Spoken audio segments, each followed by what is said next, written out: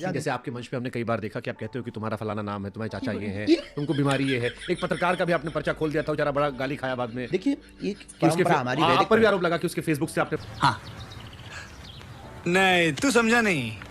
देखिए 140 साल बाद फिर आपने स्टेटमेंट एक दे दिया था कि जो कुंभ नहीं आएगा वो पापी देशद्रोही है। वो देशद्रोही नहीं है। नहीं, को पापी नहीं, हमने देशद्रोही कहा था। हाँ, ये आकर्षित नहीं किया। आपने जब ये कह दिया कि जो नहीं आएगा वो देशद्रोही है, तब लोग देखिए, कह रहे हैं कि जिन्हें- मान लीजिए कोई जाने से कोई आदमी सियाचिन में नौकरी कर रहा है या बॉर्डर पे हो, या मेरे सब पत्रकार जो दिल्ली इलेक्शन कवर करा था, अब आपने हम लोग को देशद्रोही बना दिया। मजा आया। कभी आपने बात की हिंदू राष्ट्र की उनसे? नहीं, जरूरत ही नहीं। हम कभी सरकार के भरोसे हिंदू राष्ट्र की नहीं है। एक बात और बड़ी विचित्र। कैसे बनेगा? मान लो आप हिंदू, इस देश का हिंदू अपने आप को पहले कट्टर हिंदू बनाए, तब भारत हिंदू राष्ट्र। चल झूठा। कट्टर हिंदू की जरूरत क्या है? ये फंस गया सी। फिर ये क्या अंतर कैसे होता है? क्योंकि ये एलिगेशन आपके साथ चिपक गया है कि आप अंधविश्वास फैलाते हैं और अपने मतलब को बताते हैं कि हमको दिखता है ये कवाली बेइज्जती। वो विस्तार से पूछा किसने? वो विस्तार से पूछा किसने? हाँ, तो जो जाना जो किस- मन से भी स्नान कर गए या वो जिनके भी तो परिवार के लोग गए और एक अब लोग एक पहुंच गया, नहीं जा सकते। या एक डब वहां से जल गंगा जल ले आए और घर पे छिड़क लिया, तो उनको भी तो पुण्य मिल। जैसे आपके मंच पे हमने कई बार देखा कि आप कहते हो कि तुम्हारा फलाना नाम है, तुम्हारे चाचा ये है, तुमको बीमारी ये है। एक पत्रकार का भी आपने पर्चा खोल दिया था, बेचारा बड़ा गाली खाया बाद में। देखिए एक कि उसके परंपरा हमारी आप वैदिक पर भी आरोप लगा कि उसके फेसबुक से आपने पढ़ लिया था।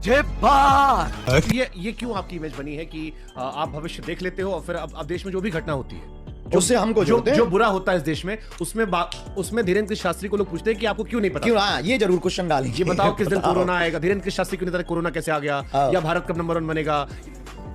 धंधा बंद करवाएगा क्या?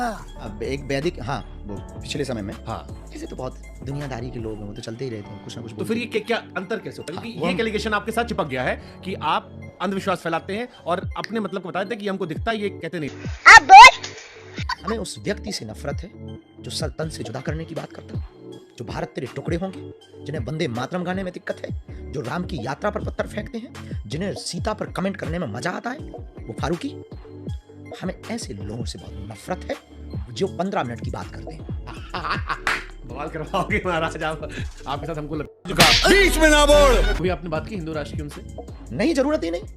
हम कभी सरकार के भरोसे हिंदू राष्ट्र की नहीं है। एक बात और बड़ी विचित्र। कैसे बनेगा? मान लो आप हिंदू, इस देश का हिंदू अपने आप को पहले कट्टर हिंदू बनाए, तब भारत हिंदू राष्ट्र। कट्टर हिंदू की जरूरत क्या है? बिल्कुल जरूरत है। इसलिए जरूरत है कि तुम्हारे सामने तुम्हारी रामचरितमानस फाड़ी जा रही है, तुम चुप बैठे हो। तुम्हारे सामने पालघर के संतों को मारा गया, तुम चुप बैठे हो। तुम्हारे सामने कोलकाता की बेटी का रेप किया गया, तुम चुप बैठे हो। तुम्हारे ही सामने तुम 9 राज्यों में अल्पसंख्यक हो गए और तुम्हें पता नहीं चला। तुम्हारे सामने 1996 से मणिपुर जल रहा और तुम्हें पता नहीं चला। तुम्हारे सामने बहराइच की घटना हो गई और तुम्हें पता ही नहीं। क्या बात कर रहे हैं? ना तुम्हारे सिर पर जू रेंगते, ना तुम चर्चा कर रहे हो, तुम डरते हो। उनके पास तो न जाने क्या क्या है और तुम्हारे घर पे तो आजकल लाठी भी नहीं बची, माला तो ठीक है, भाला भी नहीं बचा है और तुम कहते हो हम हिंदू हैं। मस्तक का टीका फीका हो गया, उनकी टोपी अभी तक नहीं उतरी और तुमने अपनी धोती का कुछ भी। तुमने मालाएं कब की उतार दी।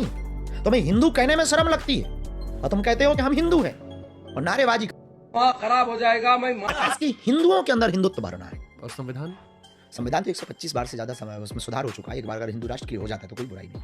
तो ये तो बिना पॉलिटिकल मूव के होगा नहीं। आप कह रहे पॉलिटिक्स में जाओगे? पॉलिटिक्स की हमें जाने की जरूरत ही नहीं है। जब हिंदूवादी विचारधारा के कट्टर लोग इस देश में होंगे, जब इस देश का 140 करोड़ की जनसंख्या वाले देश में 100 करोड़ हिंदू एक विचारधारा के साथ जिएंगे, तो निश्चित रूप से वहां पर संसद में रहने वाले भी तो हिंदू हैं। तो आप किंग मेकर कंट्रोल बनोगे? नेवा। तब तक हम रहेंगे भी कि नहीं रहेंगे, ये भी हमारा कोई ड्रीम है। 500 साल राम मंदिर को इस देश में लग गए हैं। हिंदुओं जैसा कोई बुजदिल तुम्हें लगता है कोई होगा? 500 साल तुम्हें राम मंदिर के लिए लग गए, तो हिंदू राष्ट्र के लिए तो 1000 साल तो लेके ही चलो। तब तक बस हवा निकल। तो दोस्तों हम आशा कर रहे हैं कि आप लोग को वीडियो बहुत ज्यादा पसंद आ रही होगी, और अगर वीडियो पसंद आ रही हो तो आप लोग इस वीडियो को छोड़ जाने की गलती बिल्कुल मत करना और इस वीडियो को आगे भी जरूर देखना, क्योंकि ये बाबा है धीरेन्द्र साहब जो कि हिंदू राष्ट्र बनाना चाहते हैं और इन्हें सब बीजेपी का दलाल भी कहते हैं। इस पर भी सुधाकर मिश्रा ने इनसे सवाल किया जिसका ये कोई भी जवाब नहीं दे पाते हैं, और उधर ये बाबा धीरेन्द्र शास्त्री उस बात का भी जवाब नहीं दे पाते हैं जो पर्चा खोलने वाली बात होती है। और क्या हुआ है आगे वीडियो में, चलो आप लोग को दिखाते थे और बढ़ते ही वीडियो की। लोगों ने कहा कि धीरेन्द्र कृष्ण शास्त्री ने असंवेदनशील बयान दे दिया कि जो यहाँ मृत्यु हुई वो मोक्ष किया है। फिर लोग आपको व्यक्तिगत टारगेट करने लगे कि ऐसे तो आपको मोक्ष मिल जाना चाहिए। बहुत बहुत बहुत हर लेवल पे गया। हर लेवल पे तो हो गया। आपको लगता है वो असंवेदनशील बयान था जो कुंभ पर आपने दिया? अब हम किसी गरीब को कहें कि पैसा सब कुछ नहीं होता है, तो वो कहेगा महाराज हमें पहले दे दो फिर बताएंगे। तो ये वहां तो ज्ञान की शून्यता हो जाती है। इतना तो हम भी समझते हैं, लेकिन समझाने के लिए आपको कुछ तो कहना पड़ेगा। भाई साहब कुछ ज्यादा नहीं हो गया ये? मतलब कुछ भी। तो हमारे अर्थ का अनर्थ कर दिया लोगों ने। इस बात का हमें बहुत कष्ट है, इस बात का हमें दुख है कि आपने जो बोला ठीक बोला है। आपने जो हमारे किसी ने कहा कि हम आपको मोक्ष दिला देंगे, वो सब अपनी अपनी बातें उनकी जगह ठीक है, जिनकी जैसी श्रद्धा होगी वो अपने अपने हिसाब से वो ठीक कह रहे हैं, क्योंकि उस लोग बात आप पर तंज कस रहे थे कि अगर ऐसे मोक्ष मिलना है धीरेन्द्र शास्त्री जी को हम बिल्कुल हमने वो सुना, बहुत सारे लोगों ने लिखा है। बहुत लोग बहुत वो सुना है। तो उनका अपनी जगह कहना ठीक है, चूंकि वो समझ नहीं पाए, हमारे तत्व को समझ, अर्थ का अनर्थ निकाल दिया, इसलिए उनके शब्द मुंह से ऐसा निकल रहा है। हमारा किंचित मात्र भी ऐसा उद्देश्य नहीं था। झूठ पे झूठ बोली जा रही है, शर्म नहीं आती। इसको एक और इसमें कोट करता हूँ, एक शंकराचार्य, उन्होंने कहा कि आप भाजपा सरकार के प्रचारक के तौर पर काम करने लगे वहां पर, कि सरकार पर सवाल कवर करने के लिए आपने वो लाइन बोली। नहीं, ये तो